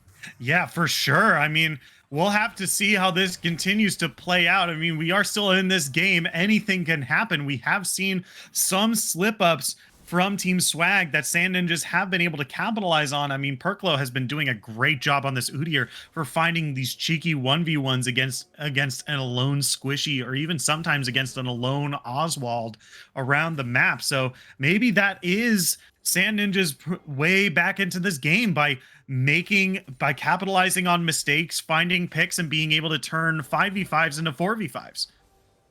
I want to give a ton of credit. Like, you're right, Perklo has been doing insanely well. I want to give a lot of credit to Fizz on the Diana, because he was popping off early. He started hitting some roadblocks. He was limit testing a little bit too much, going too deep and getting punished for it. There was a while where he was big time throwing his lead. He learned from his mistakes, and he's been playing so much more restrained, waiting for the right times, and not overreaching, not picking weird fights he can't win, not picking fights where he doesn't have backup, and if he runs out of damage, he loses the fight. Right? He's been playing more team-oriented and less solo QE for the last 10 minutes of this game, and it has had a massive impact on Swag's ability to fight their way back into these wins, because so much of the team fight damage coming through in these skirmishes is from Fizz hitting an insane ultimate, hitting a nice moonfall, and lots of AoE damage. I was really worried for Oswald there as he got blast cone towards Perklo. I was like, oh no. All right, so this dragon is spawning in about 20 seconds. It should be noted that Aatrox is in the top lane, does have teleport, but doesn't have, with the amount of vision control that the blue team, that Team Swag have put down here, there's not a whole lot of things that they can teleport to. So it looks like they're just seeding this dragon over to Team Swag, and they're just going to use this opportunity to shove waves in their favor, especially since they're losing that mid lane. I do want to point out quickly, we haven't mentioned it yet, and I feel like we've done a bit of a disservice to chat, because I know they were talking about it earlier. People in chat are recommending Serpent's Fang coming through for a Squishy on the Misfortune, as there are 4 shield abusers on the side of the Sand Ninjas, and we have seen the Serpent's Fang come through. I believe it was second item for the Misfortune. God, no, Wang Badang getting caught out here. Vice is now unstoppable. Perklo getting caught out by the Fizz here, but they can't finish the deal. Oh my God, that's a fast pony. He's gonna knock Sleepy Giant Panda towards the team, but he's gonna flash away at the last second. That is so much damage on this team. They're gonna find a bot lane inner turret. They're going to find the game. At this rate, I feel comfortable saying that Sand Ninjas are not going to win this game. And the reason I say that is because there is no damage coming through from anyone on Sand Ninjas. Wang Dabang is the one who has to be the carry at this point in the game, but he's so far behind. No one else can do it. Yeah, that bullet time is so incredibly deadly here. And there's not a whole lot that you can do in response. Like you said, most of the healing and defense. Perklo is looking for something here. Zapsis is trying to back away. He doesn't have unstoppable force, but they're able to peel away Perklo here. He's going to try to look for something here. Okay, he's looking to farm his waves, his jungle here, as they're looking to start a Baron, actually. Yeah, he can farm his jungle all he wants. Swag are just going to say, we will take the 5 free Baron buffs. We only got one more inhibitor turret to knock down. Your base is not long for this world. And now Perklo has suddenly realized the risk may be too late. Fizz is going to get slapped here.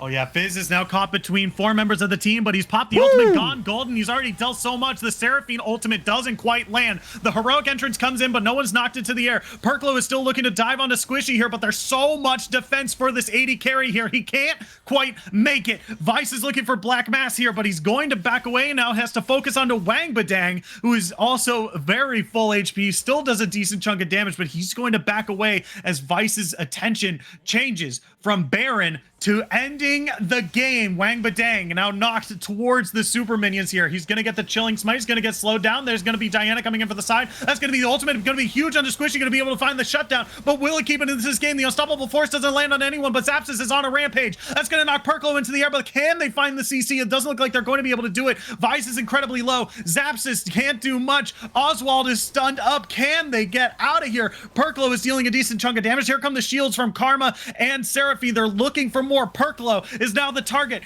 Or Zapsis is now the target. Perklo is dealing as much as he can. He's just so tanky. Here comes Icesuck in from the side. He's rooted. He's low. They finally find the shutdown onto the Malphite. Ken Perklo's looking for more. That's going to be the chilling smite. He's so fast. Oh my god. That's why you picked the Karma. That's why you picked the Karma, Shikari. This bear is so terrifying. Bit of an overstep from Swag. Squishy doesn't respect Wang Badang's damage. Now it's a base race. Vice trying to find turrets. Meanwhile, Baron trying to be found by Sand Ninjas. Yeah, he's gonna get the 2v4 that he's been looking for. Diana here, Zio's still dealing so much damage, tanking up the Baron for a little bit here, but already being able to find a kill. Perklo dancing in and out of melee range with this Diana here, but they're just trying to keep him there for as long as possible. Hecarim has abandoned the base since Yone respawned. Squishy dodging or kiting around as much as they can, dealing so much damage. Perklo now has to run away. That's a flash forward, but auto attacks up to the Karma and not the Udyr here. The Udyr's gonna try to heal off the blue buff. It's gonna stun Hecarim and just walk away. He's running away. This is the most amazing chase. Here comes the unstoppable force. That Karma's going down. The Udyr makes it away. It's going to be able to wait. Hecarim has no idea where he went. Wait. Oh, he's not going. He got away.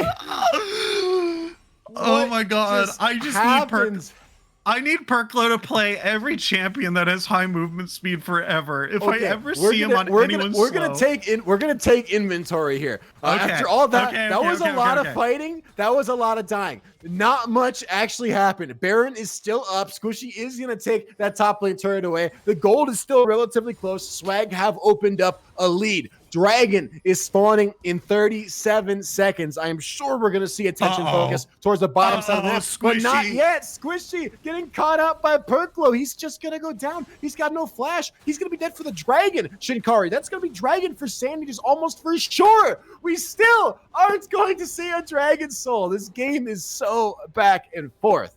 Oh my god. I mean, you gotta hand it to Perklo here. Perklo just not dying in these team fights, just dancing in. Oh no. Okay, so he's looking for the kill on the Fizz here. The rest of the team is now to back it up. Aatrox has propped the ultimate, and Yone as well. Here comes the charm across, and this is the fight that they've been looking for. Such a huge fight in their favor. A double kill for the Aatrox. Hasn't been showing up too much in this game, but that is going to be exactly the moment they needed him for. The Dragon goes over to the red team, and they're running directly for Baron here. I was confident that Sand Ninjas were going to lose this game. Perklo, you're nuts. Wang Badang hit his third item. This Yone is doing damage. Finally, at long last, Sand Ninjas have hopes of winning team fights. And Vice and Oswald running in and dying without their AD carry alive, Squishy getting caught out, a cascade of mistakes from Swag keeps setting up for this redemption arc for Sand Ninjas. And now 6th Dragon has been picked up. We still don't have a Dragon Soul. 2nd Baron, maybe even 3rd, probably I think 2nd, picked up, going over to the Sand Ninjas. And just like that, Gold is basically dead even again. Both teams have 3 dragons each. We're 35 minutes in. No end is yet in sight. The inhibitors for the Sand Ninjas were both destroyed, but they're respawning. SN are reclaiming their base, and both teams are sort of still dancing around that razor's edge of who's going to win this game. I mean, call me a prophet. What did I say earlier? I mean, I said Perklo has a very good eye for finding out these very good picks here, and sometimes finding these individual picks at 35 minutes into the game means you win every team fight and every neutral objective afterwards. These champions are so powerful that a 4v5 is a loss every time, and finding such a powerful person like Miss Fortune, who has anti-shields, who has anti-healing and a Gale Force and a Quicksilver Sash, and killing her pretty much immediately is huge. As Perklo's looking for more, he's gonna get the taunted, he's gonna stun up Oswald here. Here comes a bullet time across, but Perklo is just going to dodge around it. Miss Fortune gets charmed up, but Perklo is in the background here, and Oswald is there for him, but he's going to go down. The rest of the team is now follow through. Fizz is still not in this fight now, and that is huge for the red team here to just stall out this game for that much longer in order for them to win. It's not even about stalling at this point, right? They have Baron buffs. Sand Ninjas can push maybe off of finding that kill onto Oswald. Although I will say that was a decent amount of resources expended, right? Black did end up using the Encore. That's not going to be off cooldown for like 15 more seconds, 20 more seconds. I suck not with the World Ender either. These cooldowns are getting shorter though. Meanwhile, Perklo, he is fearless on this Uther. He's just going wherever he wants to. Yeah, every single time he gets hit with a Diana Q, he's like, do it. I dare you. I double dare you. Wang Badang also looking for something for himself, as well as these heals and shields are finally scaling up to the point where they are nearly invincible. 2 redemptions for the red team here. A Staff of Flowing Waters was built a long time ago by Karma, but this is insane. Okay, if I'm being honest, this game has been fun to watch. If I'm being honest with you, Shinkari, I am not overly impressed with either of these teams right now. I feel like they both are making a lot of mistakes, if I'm being frank. And they're mistakes that I wouldn't expect players that are this good to be making. So that is exciting because it means I have no idea who's going to win this series, but it also means that I really think if one of these teams can sort of reestablish their mental and get to some place where my God, he's just running flustered. at Squishy right now. He's taken up to half HP, but he's already healed up a lot. The Seraphine ultimate comes down, but it's only going to be charming up Malphite here. And now the Aatrox is going to be the next target, as only 3 members are alive. Vise is pretty fast himself. Fizz is looking for an engage. It's going to be the flash away. He's going to find the knockback onto Wang Badang here. He's going to use his ultimate to engage back and probably use himself as a sacrificial lamb to try and find Squishy, but he's not going to be able to find the kill. The shutdown is going to go onto Yone, and this might be the end of the game. It's gotta be over. It's gotta be over. There's no damage left alive for Sand Ninjas to defend their base. And I was what is this? He's trying to proxy the wave. He's gonna go down for it. It's not gonna matter because they don't need a wave. They have a Vice to tank up the Nexus turrets. The game is over. I want to. Well, okay, maybe not actually. Oh my God. Okay, Sleepy Giant Panda is still dealing a decent chunk of damage. There's the burst that they were looking for. Please end the game. It's over. Please, please. It is over. You. It is unequivocally over. I want to quickly say, Shinkari, that right there is a great. No, Perklo's alive. That's a great epitomization of what I mean. Like, both these teams are making pretty egregious mistakes in my mind. Sand Ninjas, what was that? You just ran it down mid for no discernible reason and just sort of picked a weird fight and died for no reason, right? Dragon was spawning, but it felt like both these teams were sort of NA ramming, running around the map wherever they wanted. Squishy was top side of the map when Dragon was spawning and got caught out. Like, there's so much weird positioning from most people on both teams. I feel like Zapsis was sort of a I want to say Zapsis and Vice were 2 members of Swag, who were consistently on the right side of this game in terms of positioning properly, knowing where to be. A lot of credit to Fizz as well. For the most part, he did a good job of for Swag. I felt like there was a lot of sort of running around, just being in weird places at random times and hoping things worked out. And sometimes it worked out. Sandwiches sometimes thrive in chaos, but this is not a game where it ended up working out for him. Now we're being taken 1-1 into a game 3, and Shinkari, we are going to see at the bare minimum a 4-game series here. Yeah, this is certainly a really, really important series for both of them. Still, one's like we said, $50 is on the line. $50 between these two teams is the difference. $75 for first place and $25 for second. So it's going to be really important for these folks if they really want to win that cash. They're going to have to really, really go at it here. So we're going to take just a quick break, and when we come back, we are going to be here with game 3 of Sand Ninjas versus Team Swag. Don't go anywhere. This is a match to watch.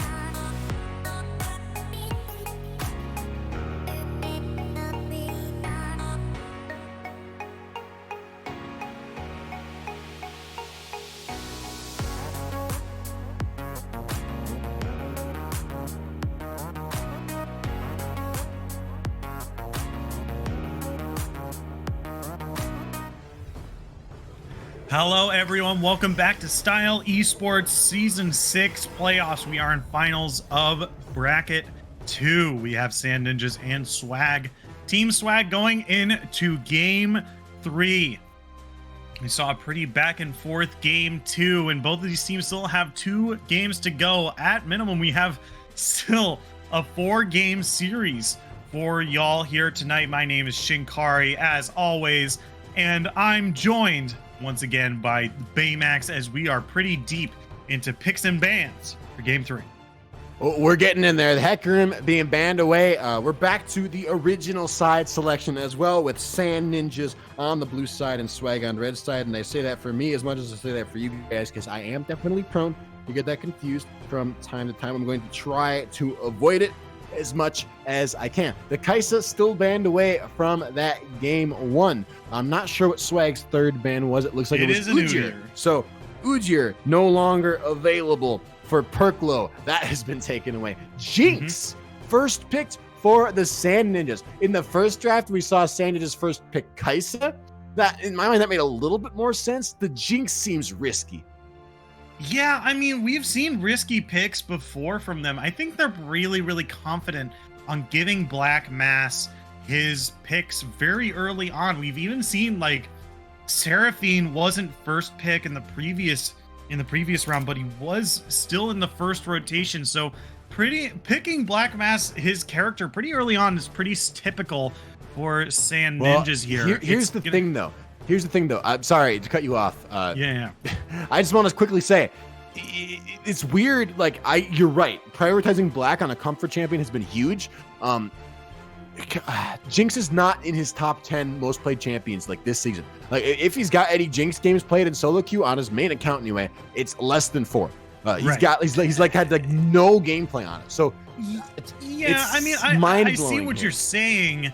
But I still say that with the 80 carries banned away, with the options you have open, based on the team comps that Swag has been picking recently, I think picking up Jinx is fine. It's a strong champion right now, has received a lot of buffs pretty recently, like the change to how the rocket launcher works is pretty huge.